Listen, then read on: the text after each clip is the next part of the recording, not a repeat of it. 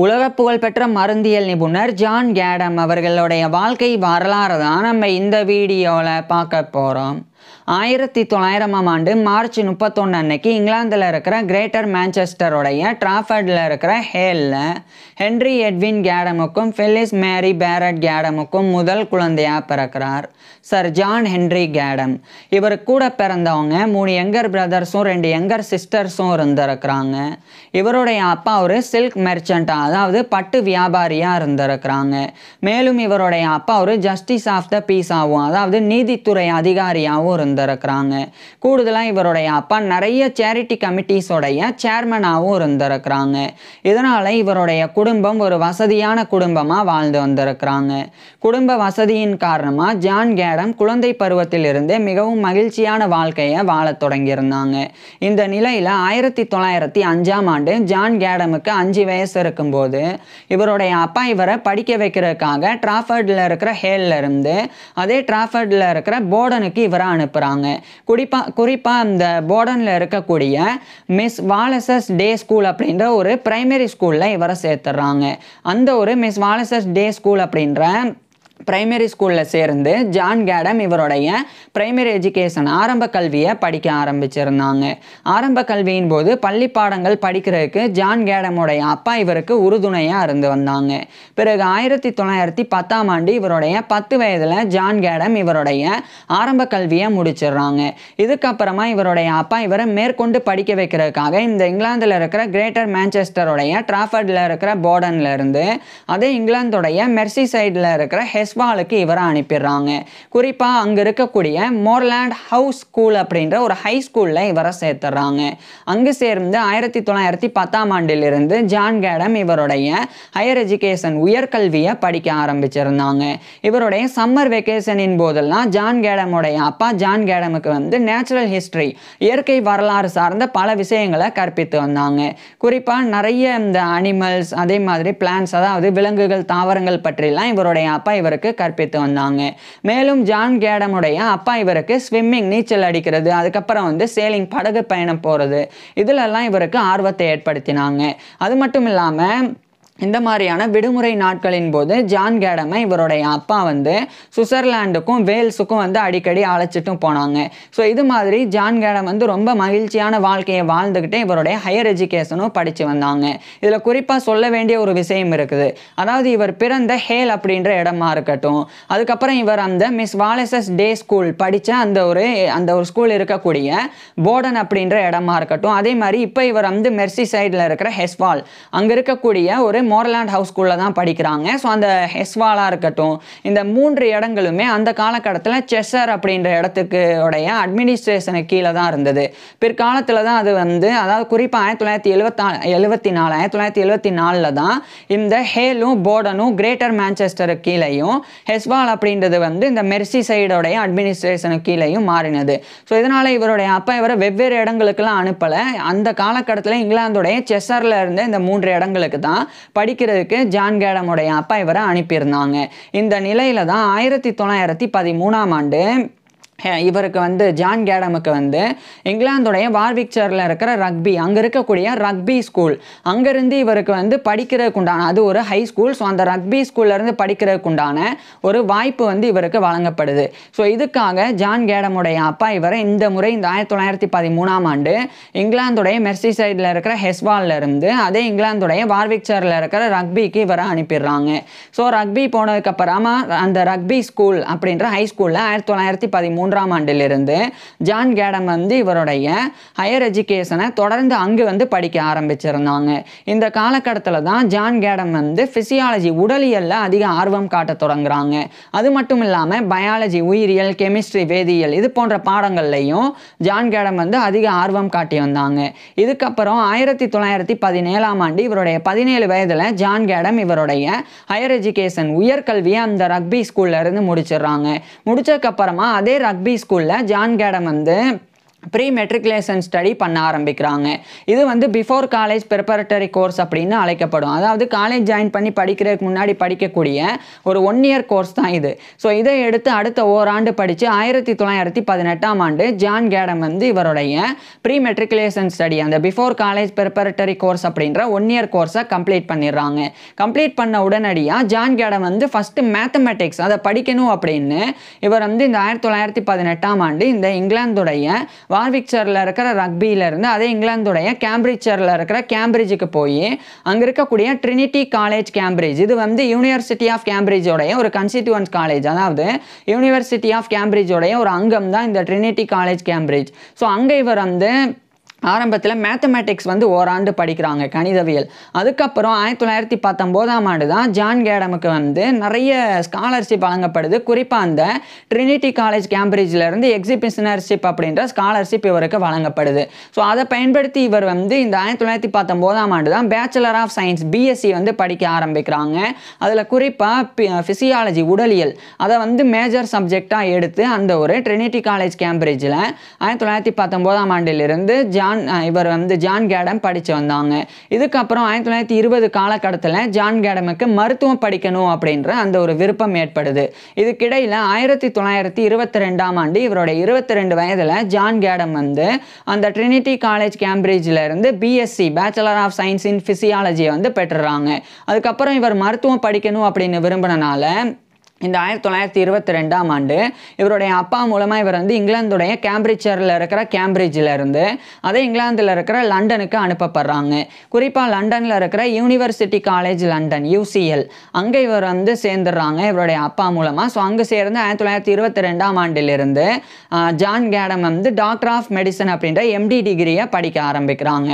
இவருடைய மருத்துவ கல்வியின் போது மெடிக்கல் கரிக்குலமாக மருத்துவ பாடத்திட்டங்கள்லாம் இவர் வந்து அனாட்டமி உடற்கூறியல், ஃபிசியாலஜி உடல் பெத்தாலஜி நோயியல், மெட்டீரியா மெடிக்கா மருந்துகளினுடைய பண்புகள் குறித்து படிக்கிறது. அதுக்கப்புறம் ஃபார்மகாலஜி மருந்தியல், சர்ஜரி அறுவை சிகிச்சை, கிளினிக்கல் மெடிசன் மருத்துவம், அதே மாதிரி பயாலஜி உயிரியல், கெமிஸ்ட்ரி வேதியியல் அப்படின்னு இது போன்ற எல்லா பாடங்களையுமே ரொம்ப நல்லா ஜான் கேடம் வந்து படித்தாங்க. அதுக்கப்புறம் இதே காலகட்டத்தில் இவர் யூனிவர்சிட்டி காலேஜ் லண்டனில் படிச்சுக்கிட்டே அந்த யூனிவர்சிட்டி காலேஜ் லண்டனோடைய அஃபிலியேட்டான அதுக்கு பக்கத்திலே இருக்கக்கூடிய யூனிவர்சிட்டி காலேஜ் ஹாஸ்பிட்டல் அங்கே வந்து மெடிக்கல் ட்ரைனிங்கும் மேற்கொள்ள ஆரம்பிக்கிறாங்க. அதாவது ஜான் கேடம் வந்து டாக்டர் ஆஃப் மெடிசன் MD டிகிரியை முடித்த உடனே இவர் ஒரு மருத்துவராக நோயாளிகளுக்கு சிகிச்சையெல்லாம் கொடுக்க முடியாது. அதுக்கு முன்னாடி ஒரு மருத்துவமனையில் சேர்ந்து அங்கே இருக்கக்கூடிய தேர்ந்த மருத்துவர்கள் நோயாளிகளுக்கு சிகிச்சை கொடுக்கறத பார்த்து பயிற்சி பெறணும். அதுக்கப்புறமா அந்த தேர்ந்த மருத்துவர்களினுடைய மேற்பார்வையின் கீழே நோயாளிகளுக்கு ஜான் கேடமே சிகிச்சை கொடுக்கணும். இதெல்லாம் சரியாக செஞ்சால் தான் இவர் ஒரு மருத்துவராக தகுதி பெற முடியும். இதுக்காக ஜான் கேடம் வந்து அந்த யூனிவர்சிட்டி காலேஜ் லண்டனுக்கு பக்கத்திலே இருக்கிற யூனிவர்சிட்டி காலேஜ் ஹாஸ்பிட்டலில் மெடிக்கல் ட்ரைனிங்கும் இவர் வந்து மேற்கொண்டாங்க. பிறகு 1925ஆம் ஆண்டு இவருடைய 25 வயசில் ஜான் கேடம் வந்து இவருடைய டாக்டர் ஆஃப் மெடிசன் அப்படின்ற MD டிகிரியை இவர் வந்து முடிச்சிடுறாங்க. முடிக்கும்போது இவர் வந்து அதிக ஆர்வம் வந்து ஃபிசியாலஜி அண்டு ஃபார்மகாலஜி, அதாவது உடலியல் மருந்தியல், இந்த 2 பாடத்தில் காட்டினாங்க. ஃபிசியாலஜி உடலியல் அப்படின்றது உடல் உறுப்புகளினுடைய ஃபங்க்ஷன் செயல்பாடுகள் குறித்து படிக்கிறது தான் உடலியல். உதாரணமாக நம்மளுடைய உடலில் எப்படி வந்து இதயம் இயங்குது, அதே மாதிரி நம்மளுடைய உடலில் எப்படி பிளட் சர்க்குலேட் ஆகுது, இது மாதிரியான உடல் செயல்பாடுகள் குறித்து படிக்கிறது ஃபிசியாலஜி அப்படின்றது. அதே மாதிரி இன்னொரு பக்கம் வந்து ஃபார்மகாலஜி மருந்தியல் அப்படின்னு சொன்னால் ஒரு நோய்க்கு எந்த மருந்து சரியாக இருக்கும், அது எந்த சப்ஸ்டன்ஸ் பயன்படுத்தி உருவாக்கணும், அது உருவாக்கிய பிறகு அது எந்த அளவுக்கு அந்த டிசீஸை வந்து க்யூர் பண்ணுறதுக்கு எஃபெக்டிவாக இருக்குது, அதுக்கப்புறம் அதில் ஏற்படக்கூடிய சைட் எஃபெக்ட்ஸ் இது பற்றிலாம் படிக்கிறது ஃபார்மகாலஜி மருந்தியல். இந்த 2 பாடங்களில் தான் ஜான் கேடம் வந்து நிறைய ஆர்வம் காட்டினாங்க. இந்த நிலையில் இவர் டாக்டர் ஆஃப் மெடிசன் முடித்த உடனே அதே 1925ஆம் ஆண்டு அந்த லண்டன்லேயே இருக்கக்கூடிய வெல்கம் ஃபிசியலாஜிக்கல் ரிசர்ச் லேபரட்டரிஸ் அங்கே வந்து ஜாயின் பண்ணுறாங்க. அங்கே JW ட்ரெவன் அப்படின்ற ஒரு ஆராய்ச்சியாளர் இருந்தாங்க. அவருக்கு கீழே ஜான் கேடம் வந்து ஆராய்ச்சியெல்லாம் பண்ண தொடங்குறாங்க. குறிப்பாக ட்ரக் அன்டாகனிசம், அதாவது இந்த மருந்து வந்து சரியாக வந்து தயாரிக்காமல் அது நோய்க்கேற்ற மருந்தாக இல்லாமல் அதில் வந்து ஃப்ராடுத்தனம் பண்ணுறது, ஸோ அதை வந்து தடுக்கிறதுக்குண்டான சில விஷயங்களில் ஜான் கேடம் வந்து ஈடுபட்டாங்க. ஃபஸ்ட்டு இவர் வந்து ஒரு மருந்தினுடைய அளவு அது எந்த அளவுக்கு இருக்கணும், அது எந்த அளவுக்கு வந்து அதிகமாக மக்கள் எடுத்துக்கிறாங்க அல்லது குறைவாக எடுத்துக்கிறாங்க. ஸோ அது மாதிரிலாம் ஜான் கேடம் வந்து அந்த ஒரு ஆஸ்பெக்ட்ஸில் ஆராய்ச்சி பண்ணாங்க. அதன் முடிவில் இவர் வந்து குவான்டிடேட்டிவ் ஆஸ்பெக்ட்ஸ் ஆஃப் ட்ரக் அண்டாகனிசம் அப்படின்ற அந்த ஒரு டைட்டிலில் இவர் ஒரு ஒர்க்கை பப்ளிஷ் பண்ணுறாங்க. இதில் வந்து எந்தெந்த வகையான மருந்துகள் அதிகமாகவோ அல்லது குறைவாகவோ தப்பாக வந்து பயன்படுத்துகிறாங்க அப்படின்றத ஜான் கேடம் வந்து எழுதி வெளியிட்டிருந்தாங்க. அடுத்து 1927ஆம் ஆண்டு அந்த லண்டன்லேயே இருக்கக்கூடிய மில் ஹில், அங்கே இருக்கக்கூடிய அந்த மில் ஹில்லில் இருக்கிற national institute for medical research அங்கே வந்து இவருக்கு ஒரு வாய்ப்பு கிடைக்குது. ஸோ இதனால் இவர் வந்து வெல்கம் ஃபிசியலாஜிக்கல் ரிசர்ச் லேபரட்டரிஸ்லேருந்து 1927ஆம் ஆண்டு விலகி அதே 1927ஆம் ஆண்டு அந்த லண்டனுடைய மில் ஹில்லில் இருக்கக்கூடிய national institute for medical research அங்கே வந்து இவர் ஜாயின் பண்ணுறாங்க. குறிப்பாக அங்கே ஹென்ரி டேல் அப்படின்னு ஒரு ஆராய்ச்சியாளர், அவர் கீழே 1927ஆம் ஆண்டு ஜான் கேடம் ஜாயின் பண்ணி ஆராய்ச்சி பண்ண ஆரம்பிக்கிறாங்க. இந்த காலகட்டத்தில் தான் இந்த ட்ரக் அண்டாகனிசம் அதுக்குண்டான ஒரு கிளாசிக்கல் லாஸ் வந்து வரையறுக்கப்பட்டது. அதுக்கு ஜான் கேடம் வந்து உதவி செஞ்சாங்க. எந்தெந்த மருந்துகள் தவறாக இருக்குது, எந்த மருந்துகள் நோயை குணப்படுத்தவே இல்லை, அதுக்கு பதிலாக பின் விளைவுகளை அதிகமாக ஏற்படுத்துது. ஸோ இது மாதிரி பல்வேறு விஷயங்கள் பண்ணாங்க. So classical laws of the drug antagonism அது வந்து வரையறுக்கப்படுறதுக்கு, அது டெவலப் ஆகுறதுக்கு ஜான் கேடமும் வந்து ஒரு உதவி செய்யக்கூடிய ஒரு நபராக இருந்தாங்க. இந்த நிலையில தான் 1929ஆம் ஆண்டு ஜான் கேடம் வந்து ஐரிஸ் மேரி ஹார்மர் அப்படின்ற ஒரு பெண்ணை வந்து கிட்டத்தட்ட இவருடைய 29 வயதில் திருமணம் பண்ணிக்கிறாங்க. அந்த பெண் சிட்னி ஹார்மர் அப்படின்ற ஒரு ஜுவாலஜிஸ்ட், ஒரு விலங்கியல் நிபுணர், அவருடைய மகளாக இருந்தாங்க. மேலும் ஜான் கேடமுடைய மனைவியான அந்த ஐரிஸ் மேரி ஹார்மர் கேடம் அவங்க வந்து ஒரு MBCHB, அதாவது மெடிசனை பேக்கலோரிஸ் சர்ஜரி அப்படின்னு லட்டினில் எக்ஸ்பான்ஷன், இது இங்கிலீஷில் MBBS, bachelor of medicine and bachelor of surgery. So அந்த மருத்துவம் படித்த ஒரு மருத்துவ பெண்ணாகவும் இருந்தாங்க. ஸோ அவங்கள தான் 1929ஆம் ஆண்டு ஜான் கேடம் திருமணம் பண்ணிக்கிறாங்க. திருமணத்துக்கு அப்புறமா 1930ஆம் ஆண்டு ஜான் கேடமுக்கும் இவருடைய மனைவியான ஐரிஸ் மேரி ஹார்மர் கேடம் இவங்க 2 பேருக்குமே சூசன் மேரி கேடம் அப்படின்னு சொல்லி ஒரு பெண் குழந்தை பிறந்தது. இதுக்கப்புறமா இந்த காலகட்டத்தில் இவர் வந்து ஸ்வீடன் நாட்டை சேர்ந்த ஊல்ஃப் வான் ஒய்லர் அப்படின்னு ஒரு நபர், ஒரு ஃபிசியாலஜிஸ்ட் அண்டு ஃபார்மகாலஜிஸ்ட். அவர் ஒரு உடலியல் நிபுணரும் கூட, ஒரு மருந்தியல் நிபுணரும் கூட. ஸோ அவருடைய ஃபுல் நேம் வந்து ஊல்ஃப் ஸ்பான்டே வான் ஒய்லர் அப்படின்றது. ஸோ அவருடைய சாட்டா அவர் வந்து ஊல்ஃப் வான் ஒய்லர் அப்படின்னு அழைக்கப்படுவாங்க. அவர் 1905ஆம் ஆண்டு பிறந்தவர். அவர் கூட சேர்ந்து 1931ஆம் ஆண்டு ஜான் கேடம் வந்து நரம்பு மண்டலத்தில் இருக்கக்கூடிய காம்பவுண்ட்ஸ் குறித்துலாம் ஆராய்ச்சி பண்ணாங்க. குறிப்பாக நியூரோ டிரான்ஸ்மிட்டர்ஸ் குறித்துலாம் இவர் ஆராய்ச்சி பண்ணாங்க. அதன் முடிவில் ஒரு நியூரோ டிரான்ஸ்மிட்டரான, அது வந்து நியூரோ பெப்டைடு அப்படின்னு அழைக்கப்படும். ஸோ சப்ஸ்டன்ஸ் பி அப்படின்ற ஒரு நியூரோ பெப்டைடை ஜான் கேடம் வந்து அந்த ஒரு ஊல்ஃப் வான் ஒய்லர் அப்படின்ற அந்த ஒரு ஃபிசியாலஜிஸ்ட் ஃபார்மகாலஜிஸ்ட், ஸோ அவர் கூட சேர்ந்து டிஸ்கவர் பண்ணுறாங்க. இணைந்து அதை வந்து 1931ஆம் ஆண்டு கண்டறிகிறாங்க. அது மட்டும் இல்லாமல் ஜான் கேடம் வந்து அசட்டெபோலின் அப்படின்ற ஒரு வகையான காம்பவுண்ட், அதுவும் வந்து ஒரு நியூரோ டிரான்ஸ்மிட்டர் தான், நரம்பிய கடத்தி தான். ஸோ அந்த ஒரு அசட்டெபோலின் அப்படின்ற அந்த ஒரு காம்பவுண்ட், அந்த காம்பவுண்டோடைய ரிலீஸ் வந்து ஆட்டோனாமிக் கேங்க்லியா, அதாவது இந்த தன்னியக்க நரம்பு மண்டலம் அதில் வந்து இருக்குது அப்படின்றத ஜான் கேடம் கண்டறிஞ்சாங்க. மேலும் அட்ரினலின் அப்படின்னு ஒரு ஹார்மோன் இருக்குது. இது வந்து அட்ரினல்ஸ்லேருந்து சுரக்கக்கூடியது. அட்ரினலின் அப்படின்ற ஹார்மோன் தான் நம்ம ஸ்ட்ரெஸ்ஸாக இருக்கும்போது, மன அழுத்தத்தில் இருக்கும்போது இந்த அட்ரினலின் அப்படின்ற ஹார்மோன் தான் சுரக்கும்.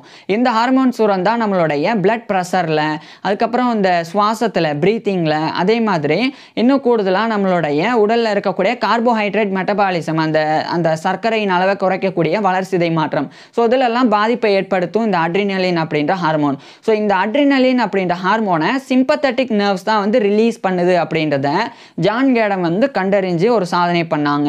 இதுக்கிடையில் 1932ஆம் ஆண்டு ஜான் கேடமுக்கு இவருடைய மனைவியான ஐரிஸ் மேரி ஹார்மர் கேடம் இவங்க 2 பேருக்குமே ஆன் ரசல் கேடம் அப்படின்னு சொல்லி 2ஆவதாக இன்னொரு பெண் குழந்தை பிறந்தது. இதுக்கப்புறம் 1933ஆம் ஆண்டு ஜான் கேடமுக்கு ஈஜிப்தோடைய கீசா அப்படின்ற ஒரு இடம், அது வந்து ஈஜிப்தில் இருக்கிற, அதாவது எகிப்து, அங்கே இருக்கிற கைரோ அப்படின்ற இடத்துக்கு பக்கத்தில் இருக்குது. ஸோ அந்த கீசா அப்படின்ற இடத்துல யூனிவர்சிட்டி ஆஃப் கைரோ இருக்குது. அது இன்னைக்கு கைரோ யூனிவர்சிட்டி அப்படின்னு அழைக்கப்படுது. அந்த கைரோ யூனிவர்சிட்டி தரப்பிலிருந்து ப்ரொஃபஸர் ஆஃப் ஃபார்மகாலஜி, மருந்தியல் பேராசிரியர் அப்படின்ற அந்த ஒரு பதவியை ஜான் கேடமுக்கு வழங்கினாங்க. ஸோ இதை பயன்படுத்துறதுக்காக, இந்த ஒரு பதவியை இவர் ஏற்றுக்கிறதுக்காக 1933ஆம் ஆண்டு ஜான் கேடம் இவருடைய மனைவியையும் 2 பெண் குழந்தைகளையும் அழைச்சிட்டு இந்த ஒரு இங்கிலாந்துடைய லண்டன்ல இருந்து இவர் வந்து ஈஜிப்ட் போகிறாங்க. குறிப்பாக ஈஜிப்டோடைய கைரோக்கு பக்கத்தில் இருக்கிற கீசாக்கு போய் அங்கே இருக்கிற கைரோ யூனிவர்சிட்டியில் ப்ரொஃபஸர் ஆஃப் ஃபார்மகாலஜி மருந்தியல் பேராசிரியராக 1933ஆம் ஆண்டிலிருந்து பணிபுரிய ஆரம்பிக்கிறாங்க. ஸோ அந்த 1933 தான் national institute for medical research அங்கேருந்து இவர் வந்து விலகி அங்கே வந்து யூனிவர்சிட்டி ஆஃப் கைரோவில் ஒர்க் பண்ண ஆரம்பிச்சிருந்தாங்க. தொடர்ந்து ஜான் கேடம் வந்து ஒர்க் பண்ணிக்கிட்டே பல ஆராய்ச்சிகளையும் மேற்கொண்டாங்க. குறிப்பாக லைசர்ஜிக் ஆசிட் டயத்தலமைடு அப்படின்னு சொல்லி LSD அப்படின்னு இந்த ஒரு ஆசிட் வந்து அழைக்கப்படும். அதனுடைய ஆராய்ச்சியை ஜான் கேடம் வந்து மேற்கொள்ள தொடங்குறாங்க. குறிப்பாக இந்த மென்டல் டிஸ்டர்பன்ஸ் குறித்து நம்மளுடைய மனதில் ஏற்படக்கூடிய பாதிப்புகள் குறித்தெல்லாம் ஜான் கேடம் வந்து ரிசர்ச் பண்ணாங்க. இந்த நிலையில தான் 1936ஆம் ஆண்டு ஃபிசியலாஜிக்கல் சொசைட்டி 1935 ஆண்டு இந்த காலகட்டத்தில் ஜான் கேடமுக்கு வந்து இங்கிலாந்துடைய லண்டனில் இருக்கிற இவர் படித்த யூனிவர்சிட்டி காலேஜ் லண்டன் அவங்க தரப்பிலிருந்து ப்ரொஃபஸர் ஆஃப் ஃபார்மகாலஜி அப்படின்ற அதே பதவி இவருக்கு வழங்குறாங்க. இதனால இந்த 1935ஆம் ஆண்டு கைரோ யூனிவர்சிட்டியோடைய ப்ரொஃபஸர் ஆஃப் ஃபார்மகாலஜி அப்படின்ற பதவியை இவர் ரிசைன் பண்ணிட்டு அந்த ஈஜிப்டில் இருக்கிற கீசால இருந்து மறுபடியும் இங்கிலாந்தில் இருக்கிற லண்டனுக்கு இவருடைய மனைவி குழந்தைகளை அழைச்சிட்டு இவர் வந்து லண்டனில் இருக்கிற யூனிவர்சிட்டி காலேஜ் லண்டனுடைய ஒரு ப்ரொஃபஸர் ஆஃப் ஃபார்மகாலஜி மருந்தியல் பேராசிரியராக 1935ஆம் ஆண்டிலிருந்து பணிபுரிய ஆரம்பிக்கிறாங்க. அடுத்து 1936ஆம் ஆண்டு ஜான் கேடம் வந்து அந்த லண்டன்லேயே இருக்கக்கூடிய ஃபிசியலாஜிக்கல் சொசைட்டி ஆஃப் லண்டன் அதனுடைய ஒரு செக்ரட்டரியாக நியமிக்கப்படுறாங்க. அடுத்து ஜான் கேடம் வந்து பிரிட்டிஷ் ஃபார்மகலாஜிக்கல் சொசைட்டி அது நிறுவுறதுக்கு முக்கிய காரணமாக வந்து இருந்து ஒரு ஃபவுண்டர் மெம்பராக வந்து ஜான் கேடம் ஆகுறாங்க. இந்த நிலையில் 1937ஆம் ஆண்டு ஜான் கேடமுக்கு இவருடைய மனைவியான ஐரிஸ் மேரி ஹார்மர் கேடம் இவங்க ரெண்டு பேருக்குமே மூன்றாவதா ஃபெல்லிஸ் லோரா கேடம் அப்படின்னு சொல்லி இன்னொரு பெண் குழந்தை பிறந்தது. ஸோ மொத்தமாக இது 1937. ஸோ மொத்தமாக ஜான் கேடமுக்கு இவருடைய மனைவியான ஐரிஸ் மேரி ஹார்மர் கேடம் இவங்க ரெண்டு பேருக்குமே 3 பெண் குழந்தைகள் பிறந்தது. இது ஜான் கேடமுடைய பர்சனல் லைஃப் தனிப்பட்ட வாழ்க்கையாக இருந்தது. இது ஒரு பக்கம் இருக்க, இன்னொரு பக்கம் 1938ஆம் ஆண்டு ஜான் கேடமுக்கு ஒரு பெரிய ஒரு வாய்ப்பு கிடைக்குது. அதாவது இந்த யூனிவர்சிட்டி காலேஜ் லண்டன் உட்பட பல காலேஜஸை உள்ளடக்கிய யூனிவர்சிட்டி ஆஃப் லண்டன் அவங்க தரப்பிலிருந்து இவருக்கு ப்ரொஃபஸர் ஆஃப் ஃபார்மகாலஜி அந்த மருந்தியல் பேராசிரியர் அப்படின்ற பதவி வந்து வழங்குறாங்க. இதனால இவர் யூனிவர்சிட்டி காலேஜ் லண்டனுடைய ப்ரொஃபஸர் ஆஃப் ஃபார்மகாலஜின்ற பதவியை ரிசைன் பண்ணிட்டு யூனிவர்சிட்டி ஆஃப் லண்டனுடைய ப்ரொஃபஸர் ஆஃப் ஃபார்மகாலஜி 1938ஆம் ஆண்டு ஆகுறாங்க. குறிப்பாக இது வந்து யூனிவர்சிட்டி ஆஃப் லண்டனுக்கு கீழே வரக்கூடிய college of physiological society. So அது வந்து லண்டனில் இருக்குது. அதில் தான் ப்ரொஃபஸர் ஆஃப் ஃபார்மகாலஜி அவர் நியமிக்கப்பட்டாங்க. அதுக்கு அடுத்த ஆண்டு 1939ஆம் ஆண்டு செகண்ட் வேர்ல்டு வார் 2ஆம் உலகப் போரானது தொடங்கிறது. இந்த 2ஆம் உலகப் போர் தொடங்கிய பிறகு ஜான் கேடம் வந்து அந்த இங்கிலாந்துடைய வில்ச்சரில் இருக்கக்கூடிய போர்ட்டவுன் டவுன் அப்படின்னு ஒரு சயின்டிஃபிக் டெக்னாலஜி ஒரு டிவிஷன் மாதிரி ஒரு இடம் மாதிரி. ஸோ அங்கே ஜான் கேடம் வந்து ஜாயின் பண்ணுறாங்க. குறிப்பாக அங்கே தான் ஒரு கெமிக்கல் டிஃபென்ஸ் ரிசர்ச் ஸ்டேஷன் அது வந்து போர்ட்டவுன் டவுன் அந்த இங்கிலாந்துடைய வில்ச்சரில் இருக்குது. ஸோ அங்கே தான் வந்து இருந்தது. அங்கே ஜான் கேடம் வந்து ஜாயின் பண்ணுறாங்க. அடுத்து 1940ஆம் ஆண்டு பிரிட்டிஷ் ஆர்மியில் இவர் சேர்க்கப்பட்டு இவர் ஒரு லெப்டினன்ட் கர்னலாக நியமிக்கப்பட்டாங்க. இவருடைய வேலை என்ன அப்படின்னா கவர்மெண்ட்டுக்கு இந்த கேஸ் பயன்படுத்தி எப்படி வந்து எதிரி படையினரை தாக்கணும். ஸோ டாக்ஸின்ஸ் அதே மாதிரி பயாலஜிக்கல் வெப்பன்ஸ் இதனுடைய பொட்டன்ஷியல் என்ன அதை எப்படி பயன்படுத்தணும். ஸோ அது குறித்து ஜான் கேடம் வந்து ஒரு அட்வைசராக ஒர்க் பண்ணாங்க. இதுக்கப்புறமா இதே 1940ஆம் ஆண்டு டெக்ஸ்ட் புக் ஆஃப் ஃபிசியாலஜி அப்படின்னு சொல்லி ஒரு பாட புத்தகத்தை ஜான் கேடம் வந்து எழுதி பப்ளிஷ் பண்ணாங்க. அதேமாதிரி டெக்ஸ்ட் புக் ஆஃப் ஃபார்மகாலஜி மருந்தியல் பாட புத்தகம் அப்படின்னு ஒரு பாட புத்தகத்தையும் இவர் வந்து வெளியிட்டாங்க.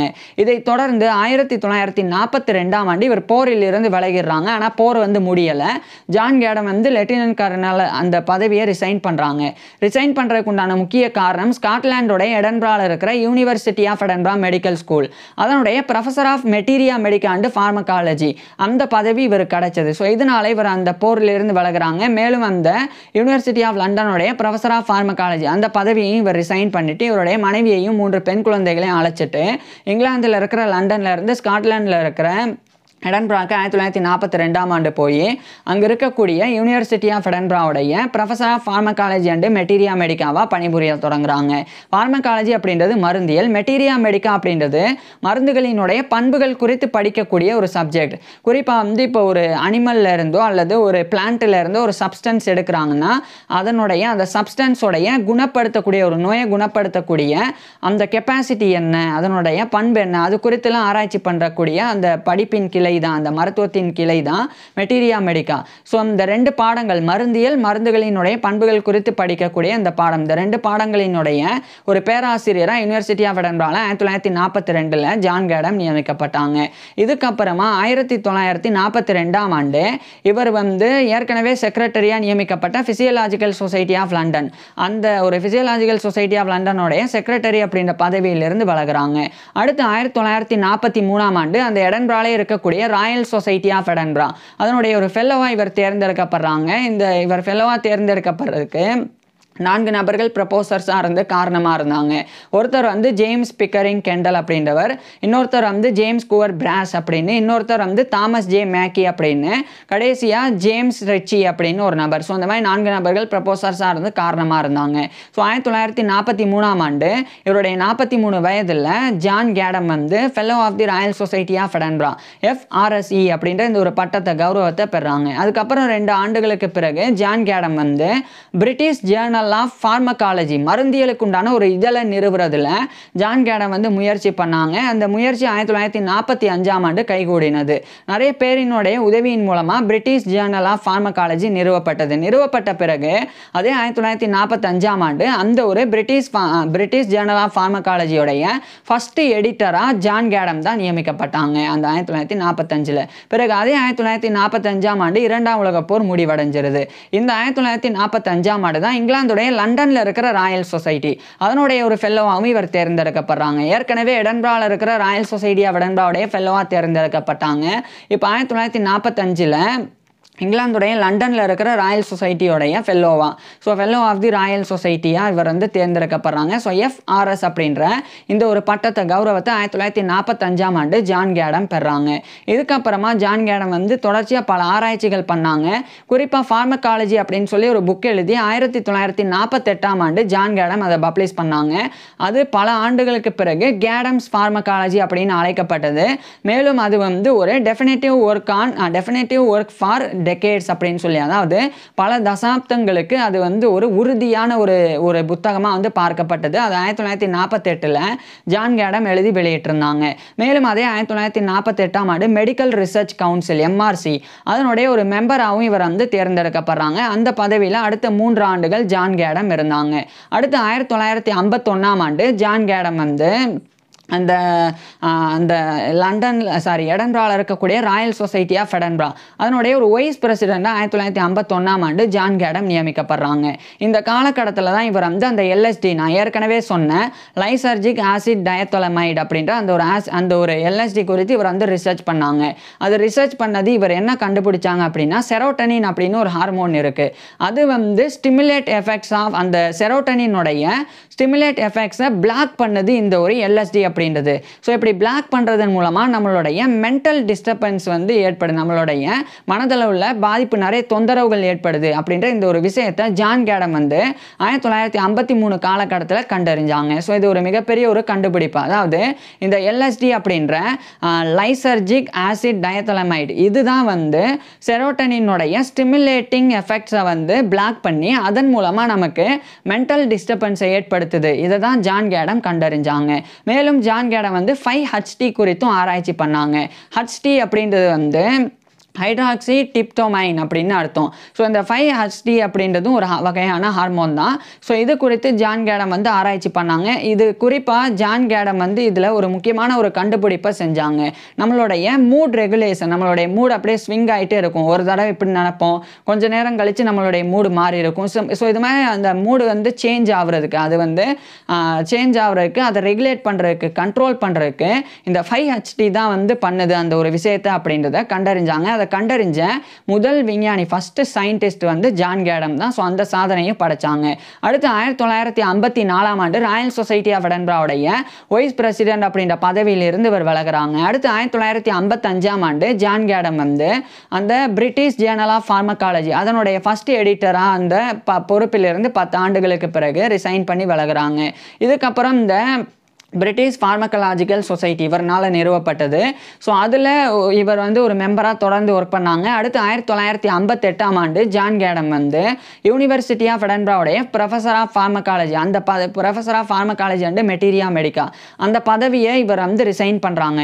காரணம் இந்த காலகட்டத்தில் இங்கிலாந்துடைய கேம்பிரிட்ஜரில் இருக்கிற கேம்பிரிட்ஜ் அங்கே இருக்கக்கூடிய இன்ஸ்டிடியூட் ஆஃப் அனிமல் ஃபிசியாலஜி அது இந்த காலகட்டத்தில் பேப்ரஹாம் இன்ஸ்டிடியூட் அப்படின்னு அழைக்கப்படுது. அதனுடைய ஒரு டைரக்டர் அப்படின்ற பதவி இவர் கிடைச்சது. இதனால யூனிவர்சிட்டி ஆஃப் எடன்பராவுடைய ப்ரொஃபஸர் ஆஃப் ஃபார்மகாலஜி அப்படின்ற பதவியை இவர் ரிசைன் பண்ணிட்டு இவருடைய ஃபேமிலியோட ஸ்காட்லாண்டில் இருக்கிற எடன்பரால இருந்து 1958ஆம் ஆண்டு இங்கிலாந்துடைய கேம்பிரிட்ஜரில் இருக்கிற கேம்பிரிட்ஜுக்கு போய் அங்கே இருக்கிற பேப்ரஹாம் இன்ஸ்டிடியூட்டோடைய ஒரு டைரக்டராக பணிபுரிய ஆரம்பிக்கிறாங்க. அடுத்து 1960 காலகட்டத்தில் பிரான்ஸ், இத்தாலி போன்ற நாடுகள் தரப்பிலிருந்தும் ஜான் கேடமுக்கு நிறைய மெம்பர்ஷிப்லாம் வழங்கப்பட்டது, நிறைய கௌரவங்கள் வழங்கப்பட்டது. அதுக்கப்புறம் ஜெர்மனியிலிருந்து 1962ஆம் ஆண்டு ஜெர்மன் அகாடமி ஆஃப் சயின்சஸ் லியோபோல்டினா அதனுடைய ஒரு மெம்பராக 1962ஆம் ஆண்டு ஜான் கேடம் தேர்ந்தெடுக்கப்பட்டாங்க. இதுக்கப்புறம் 2 ஆண்டுகளுக்கு பிறகு 1964ஆம் ஆண்டு ஜான் கேடம் அந்த 1964 நியூ இயர் ஹானர்ஸ் புத்தாண்டின் போது ஜான் கேடம் வந்து நைட் பேச்சுலர் பட்டத்தை பெற்றாங்க. அதாவது இவருக்கு வந்து சர் பட்டம் வழங்கப்பட்டது. ஸோ 1964ஆம் ஆண்டிலிருந்து தான் ஜான் கேடம் வந்து சர் ஜான் ஹென்ரி கேடம் அப்படின்னு கௌரவத்தோட அழைக்கப்பட ஆரம்பிச்சிருந்தாங்க. இதுக்கப்புறம் அதே 1964ஆம் ஆண்டு யூனிவர்சிட்டி ஆஃப் எடன்பரா இவர் பணிபுரிஞ்ச பல்கலைக்கழகம் அவங்க தரப்பிலிருந்து இவருக்கு ஹானரி டாக்டர் ஆஃப் எல்எல்டி அப்படின்ற கௌரவ டாக்டர் பட்டம் வழங்கப்பட்டது. எல்எல்டி அப்படின்னா லட்டின்ல லெகம் டாக்டரேட் அப்படின்னு விரிவாக்கும். இதுவே இங்கிலீஷில் கேனன் லா, சிவில் லா அப்படின்னு 2 லாஸ் உள்ளடங்கிய டாக்டர் ஆஃப் லாஸ் அப்படின்னு அர்த்தம். ஸோ இந்த கௌரவ டாக்டர் பட்டம் ஹானரி எல்எல்டி தான் 1964ஆம் ஆண்டு ஜான் கேடமுக்கு வழங்கப்பட்டது. மேலும் பிரிட்டிஷ் ஃபார்மகாலஜிக்கல் சொசைட்டி இவர்னால் நிறுவப்பட்டது. அதனுடைய ஒரு ஹானரி மெம்பராக இவர் தேர்ந்தெடுக்கப்பட்டாங்க. மேலும் பிரிட்டிஷ் பயோகெமிக்கல் சொசைட்டி அதனுடைய ஒரு மெம்பராகவும் ஹானரி மெம்பராகவும் கௌரவ உறுப்பினராகவும் ஜான் கேடம் தேர்ந்தெடுக்கப்பட்டாங்க. இப்பேற்பட்ட நபர் இறுதி 1965 ஜூன் 30 அன்னைக்கு இவருடைய 65 வயதில் இறந்து போயிடுறாங்க. அப்போவும் இவர் வந்து டைரக்டர் ஆஃப் தி பேப்ரஹாம் இன்ஸ்டிடியூட்டாக இருந்தாங்க. ஸோ டைரக்டராக இருக்கும்போதே இறந்து போனாங்க. ஸோ 1965 ஜூன் 30 அன்னைக்கு இவருடைய 65 வயதில் ஜான் கேடம் இறந்து போயிடுறாங்க. இவர் இறந்து போன பிறகு இவர் வந்து மருந்தியலுக்கும் உடலியலுக்கும் ஆற்றின பங்களிப்புக்காக இவரை கௌரவப்படுத்துறதுக்கு அந்த பேப்ரஹாம் இன்ஸ்டிடியூட் அதுக்கு பக்கத்தில் இருக்கிற பேப்ரஹாம் சர்ச் அதனுடைய பேக் சைட் வாலில் ஒரு பிளாக் ஒரு தகடானது ஜான் கேடமுடைய நினைவாக வந்து இன்னைக்கு வரைக்குமே வைக்கப்பட்டிருக்குது. இதுக்கப்புறம் ஜான் கேடம் இறந்த பிறகு தான் இவருடைய மனைவி குழந்தைகள்லாம் இறந்தாங்க. ஸோ இது வந்து ஜான் கேடமுடைய தனிப்பட்ட வாழ்க்கை. இன்னொரு பக்கம் ஜான் கேடம் வந்து ஆராய்ச்சிகளில் பல சாதனைகள் பண்ணாங்க. குறிப்பாக நான் சொன்ன அந்த 5HT அது வந்து எப்படி மூடை வந்து ரெகுலேட் பண்ணுது. அதுக்கப்புறமா வந்து அதுக்கு முன்னாடியே இவர் கண்டுபிடிச்ச சில விஷயங்கள் LSD ஆனது எப்படி செரோட்டனினுடைய ஸ்டிமுலேட்டிங் எஃபெக்ட்ஸை குறைச்சி மென்டல் டிஸ்டர்பன்ஸை ஏற்படுத்துது. இதுமாதிரி பல்வேறு கண்டுபிடிப்புகள் இவர் பண்ணாங்க. அதில் முக்கியமானது இன்னொன்று வந்து classical laws of the drug antagonism அப்படின்றது. ஸோ இதுமாதிரி பல்வேறு விஷயங்களை ஜான் கேடம் வந்து செஞ்சுருந்தாங்க. ஸோ இப்பேற்பட்ட ஜான் கேடம் பற்றி நீங்கள் என்ன நினைக்கிறீங்க அப்படின்றத கீழே கமெண்ட்ஸில் சொல்லுங்கள். உங்களுக்கு எந்த மாதிரியான டாபிக்ஸில் எந்த மாதிரியான வீடியோஸ் வேணும் அப்படின்றதையும் கீழே கமெண்ட்ஸில் சொல்லுங்கள். தேங்க்யூ.